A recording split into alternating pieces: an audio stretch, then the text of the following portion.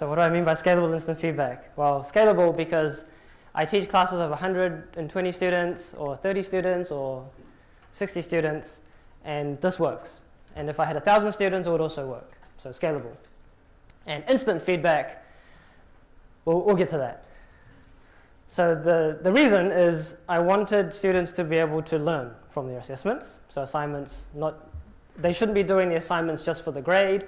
They should experience the learning as they're doing it. And so if you can get instant feedback, you can learn from what's happening, right? And so encourage independent learning as they're doing these assessments. And so Canvas quizzes actually is a nice mechanism to achieve all of these things. So let me show you some parts of that. So there's a screenshot here of what a typical assignment would look like for one of my courses in Canvas. And the beautiful thing about Canvas quizzes is that anything with a predefined answer, it'll mark for you, right? If it's multi-choice, it'll mark it for you. If there's a number that's the answer, it'll mark it for you. If there's a word that's the answer, it'll mark it for you. So anything where you can say this is the answer or these are the answers, Canvas will mark it for you, right? So there's your scalability right there. It can do it for any number of students, every single student in your course. So my task, for example, this assignment, for example, is task-oriented. They have to import a spreadsheet and then manipulate it.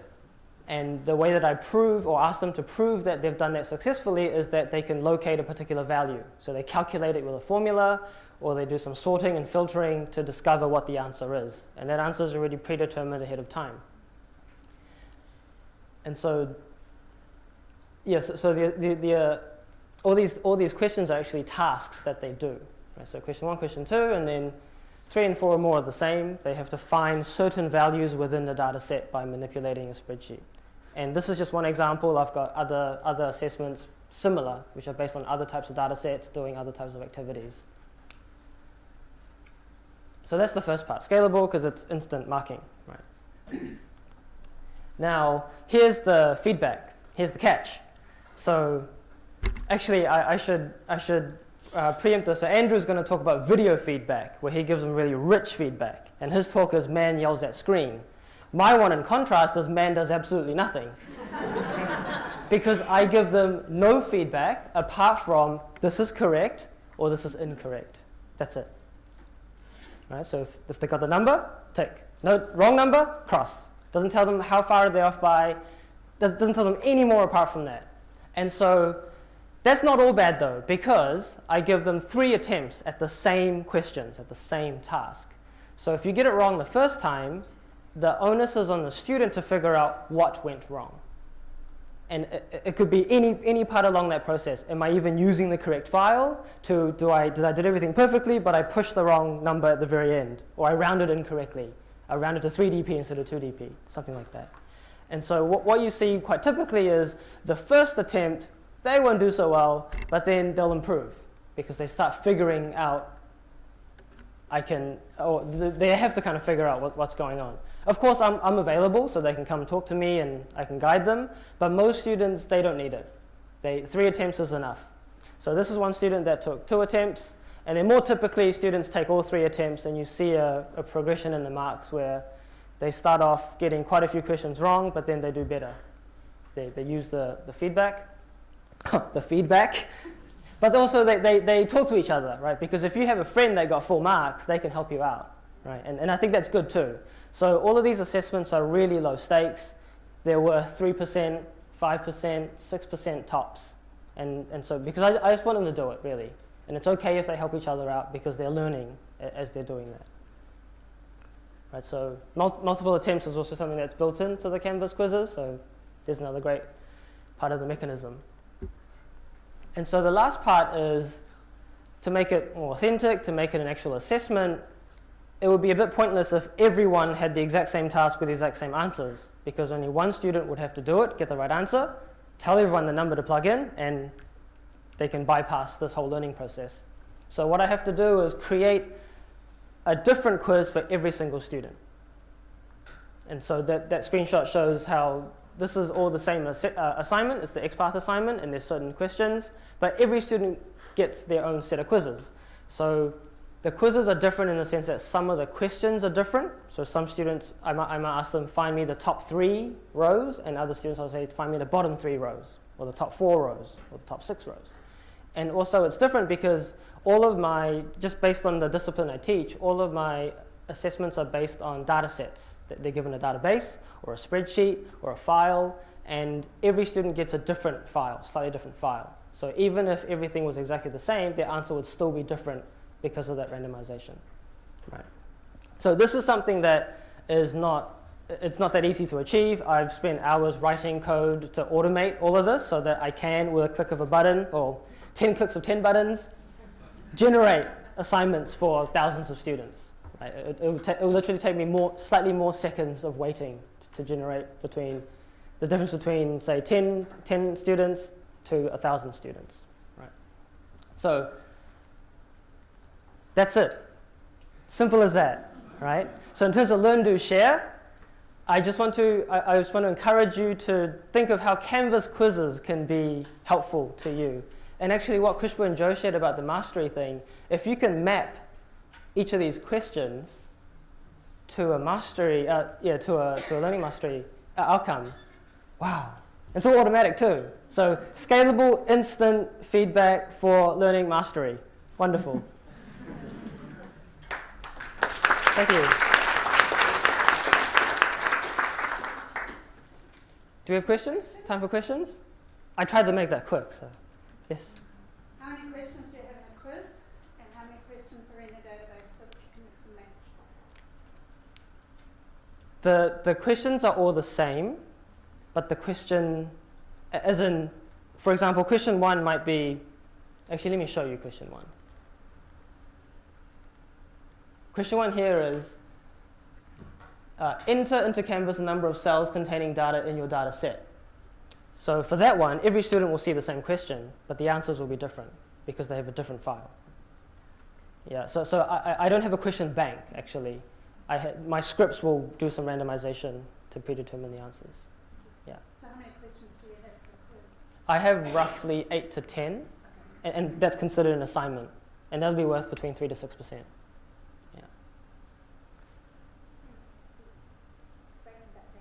Yeah. Unlimited time. So everything is due when the assignment is due, and they can open these quizzes and close them, go back to them. They work on it as if it's an assignment. Yeah, they just click submit when they want to check their answers, that's all.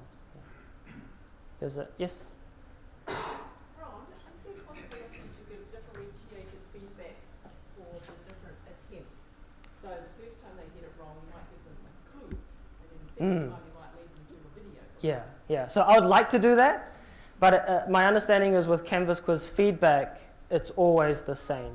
Yeah. Does quizzes.next change that at all? No? Okay. So, but it's still instant, right? Yeah. Yes? I think there's a lot of potential for this across the institution, but you're a man with some certain highly specialized skills.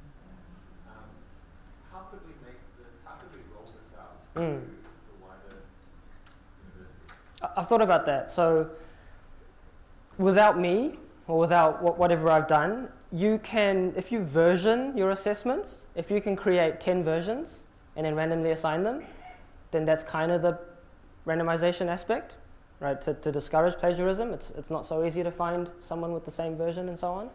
The other aspect would be that, so I've tried to disseminate this, yeah, and so I'll keep trying, but I think working with the Canvas team, it wouldn't be that hard to create something where you just plug in some values and provide some things, and then we can do the code to spit out things for every student. Yeah.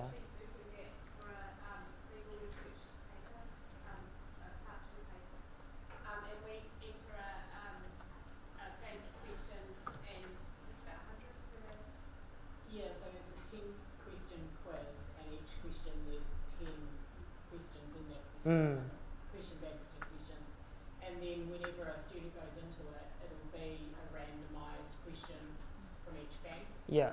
And every student will get a different combination of those questions. Like they'll get the same 10 questions, but different versions of that question. So it's all randomised, I not see. all at the same test. And they get multiple attempts, Yeah, so they can, oh, this is wrong, I can revise and reattempt. yeah, but their next attempt will be a different. Ah, yeah, It's so, always randomised. yeah. They'll get the same two Yeah. questions, but a different version. Yeah. So this is slightly different in the sense that because these are task-oriented, we want the mastery approach. We want them to try again and get it right again. Yeah. But it is different. My question is that you're talking about plagiarism is the fact that you can have two students sitting down Oh, together yeah. working on it. Yeah. There's nothing you Absolutely, yeah. I tell my class this. I told them I've given up on trying to stop cheating. Because how do I know you didn't just pay someone to do this assignment for you? I don't. So I don't really care. So I'll just make it 3% and you can deal with that. So this is only one part of the course. The other part of the course is you have to pass these invigilated tests. Yeah. Stephen? I do have one question or one opportunity for you, and it's a shameless plug for the seed grants, which are due tomorrow night at 5 p.m. I saw that. Clear could provide you $5,000 to help disseminate your idea wider than the. Yeah, I've thought about that. I'll talk to you afterwards. Yeah. 5,000 hours would be better. Yeah. Sorry. Yes. I have the doubtful pleasure of attending examiners meetings where